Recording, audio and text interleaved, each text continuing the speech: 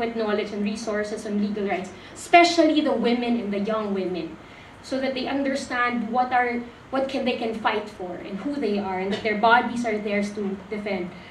And to expand social security and health insurance problems, and to expand the available data on work on domestic workers, including Filipino domestic workers, even at the national level, and to expand and harmonize laws. One agenda is as well on developing the agenda for transgender OFWs. So there is a recognition, even for those of the women working among civil society organizations, the need to expand the definition of who these women are. And so that is my zero. And so I think at the end of the day, what we want to emphasize is that the Philippine government is recognizing that this is a huge work for us. And so we can, if we want to make sure that we can take care of the women and girls in our country, to make sure that even in times of crisis, be it whether they're in the Philippines or not, we should be able to protect and take care of them. Thank you very much. Sorry, Sarah, I just want to thank Italy, because one of the researchers of the women's organization, they cited Italy as having a very progressive policy in terms of the integration of the family. And they felt that that was one notable intervention. Yes, yes, yes. Thank you. Thank you so much, May. Well, we're going to open up to a few questions now. I think we can probably take about 4 questions, but I wanted to abuse the role of moderator and just say that one of the projects we have at UN Women is about protecting and expanding migrant women's rights. And I would like to put into the queue of those questions. Clearly there are multiple forms of resistance, and I think May really sort of highlighted how you can have multiple forms of resistance. Can we think a little bit strategically about the multiple sites for claiming rights? And I'd sort of like to think about multiple strategies as well around sort of, do we go to the human rights courts? Should we focus on regional economic commissions? Should we be making claims on national governments in home and host countries? Sort of, what are the mechanisms? What are the labor standards? What are the conventions that we can appeal to? And sort of hear a little bit from you about strategizing to maximize our ability to protect and expand migrant women's rights. Thank you. Questions? There's one over here. Okay. My name is Michelle. I'm going to be on the next panel, but I just wanted to, which is continuing this, but I just wanted to ask 2 questions. One is perhaps for Bianca, whether there is, given the example of the EU and the relative ease of migration within the EU, are there lessons to be learned from that could perhaps be applied more either to other regions of the world or interregionally?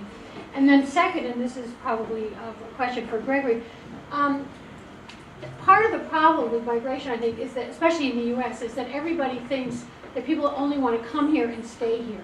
When in fact, if you think about it, the EU thing makes you think about it too, people sometimes want to just commute. I mean, they just want to go to some place and earn some money and go home, and where their money will probably go farther. So there is this phenomenon of circular migration. And I wonder if you think there is some possibility that conceptualizing it in that way might sort of detoxify it, or somehow make it more acceptable, more palatable.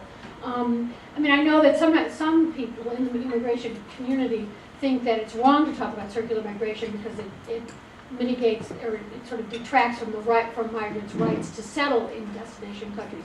But sometimes people don't necessarily want to settle there; they want to be able to go back. So I wonder if you think, as a political strategy, that might be a little more palatable.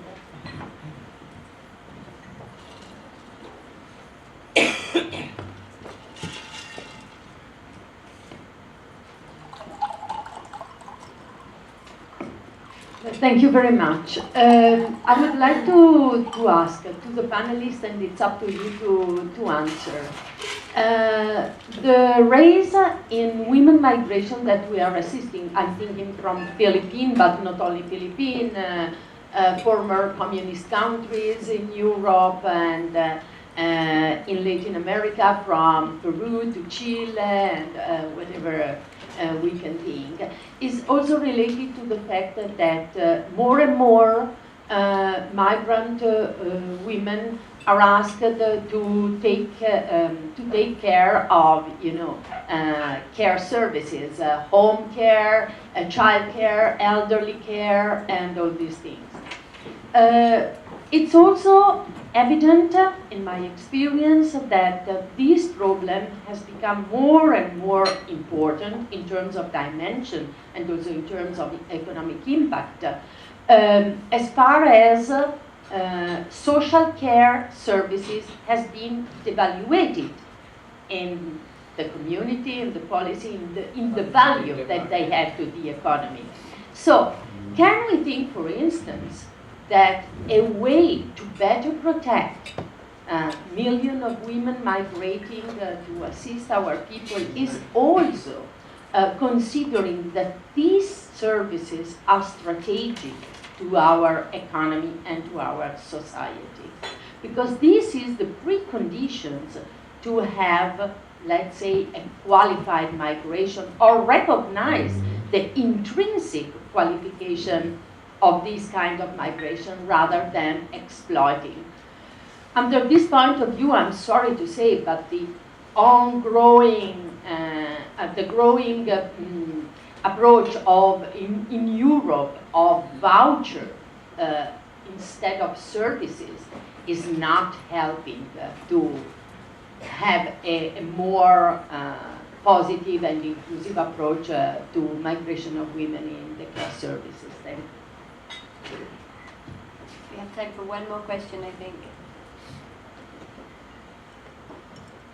I'm Matilda Diaz, and I'm affiliated with Columbia University.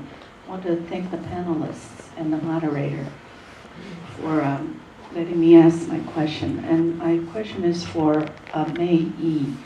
You mentioned at the beginning of your talk that 32% of the remittances back into the Philippines is by how many percentage of female workers? I missed that part. And I am really curious as to what type of work Filipino male workers do that cause this type of disproportionality. Because we've been harping on the fact that women are terribly underpaid and underprotected, but I have a feeling that we neglected the fact that there's certain work out there, certain types of work out there that are held primarily by men and that are inherently much better paid than a traditionally female work, such as domestics. And I wonder if you could elaborate on that. Thank you very much. I am going to return to the panel and just start in order. Henry Kissinger, who's still alive, said that you should never answer the question that was asked, but answer the question that you wish had been asked, right? So I'm going to modify that and just answer the two questions that I most want to answer, if that's okay. So your question's great. The issue of circular migration. Let me take it to an extreme, which is the Gulf. You can migrate to the Gulf. You pretty much have no rights ever. It's interesting. You know how many Syrian refugees the Gulf has taken? 0. Right? Why is that? Because they might want to integrate at some point. So even though they're right next door, they haven't taken them. So the Gulf has a very deliberate policy of taking workers who will never stay. Now, that idea has gained some currency, and I think it will gain more currency in the West. I mean, we obviously have temporary migrant programs. We have agricultural workers in the U.S. There's a special program for shepherds in the U.S. You might not have heard of it. I think they allow 9,000 shepherds every year. Yes, there's temporary worker programs, but I think that to put those up to scale raises a lot of issues. So the basic question is, do you trade off rights for work? And the problem with that proposition is that most, I think, workers who don't have jobs in countries where the economies aren't doing well would take that proposition. You can come to the United States for 6 months, a year, 3 years, but you can't vote, you can't, in Singapore, date native men, whatever. There are various restrictions all over the world. the question isn't so much what that does to the workers, but what it does to your broader society. And I personally don't think that that's a good trade-off. I think that if you allow people in to live with you, they have to have a pathway to full rights. You're right that most people, when they start off the migration process, don't intend to stay, but most people stay. So outside of those very specific temporary migration programs, people leave their countries, they intend to come back, they meet a girl, they have kids, the country that they came from doesn't get righted, and they stay. It's something like 70%. So the question of the strategic question, I think was interesting too. And in the US and Europe, you have a constituency for high-skilled workers. So Facebook's foundation is spending just a ton of money to try to expand H-1B visas, high-skilled workers. You're right. I mean, the care workers in our society is the woman who takes care of I'm Greek, my woman who takes care of my mother in Greece. The care workers are a strategic concern to us, but we're not organized to advocate for that. Sometimes those care workers self-organize, but though their employers, people like me, have not organized in order to be able to defend their rights and their ability to come to our countries. I think that's a very interesting goal to try to have. Thank you so much. Very good. Please, Bianca. Thank you.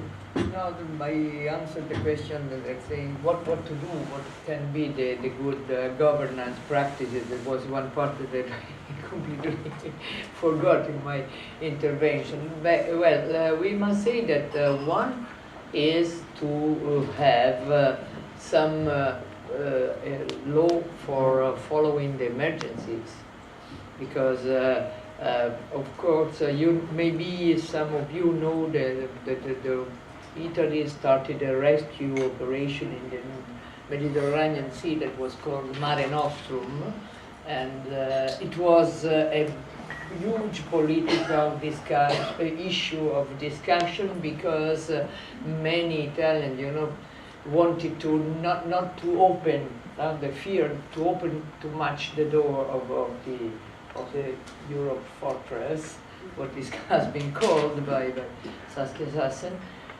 but it was good, because during the Mare Nostrum they were not sinking boats, etc., etc. Now Europe is taking something that is called I don't remember.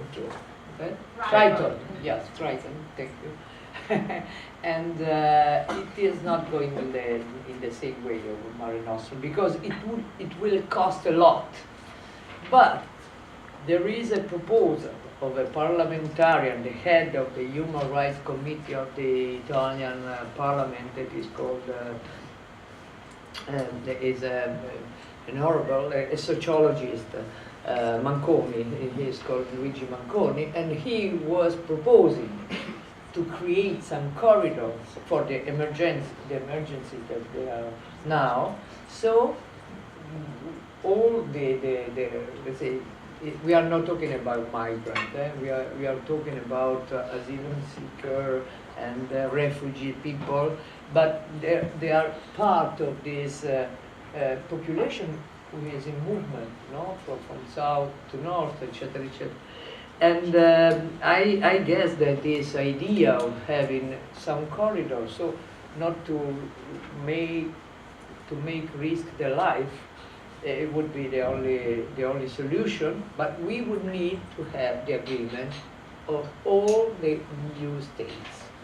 I must say that Italy, with the new government, is fighting a lot for having a particular attention of the European government on migration and on the restrictive laws that are causing this human rights problem. But we don't know how if we can progress, because, for instance, I had the possibility to talk with some Danish friend, and as we had in the CEDAW, Denmark, that has a wonderful welfare system, and my friend was saying, you see, our welfare system is wonderful. We cannot risk to to break our, because if we could are giving the citizenship to all the migrant people, all the asylum seeker, the system will ruin. So that is one problem. Where there is a good welfare system, then migrant people, they have more problems. I must say that a suggestion of Grigori is quite interesting, and I saw it when I was working in Senegal. You can have bilateral agreement between the country of the country of migration and country of destination, and for instance with the Senegalese working force between Senegal and Italy, there were very good agreements, but there is another one, for instance, from Italy with Morocco that does not cover the female migration, not very well. It's mainly for men, and that's it. I don't want to prolong too much. My name is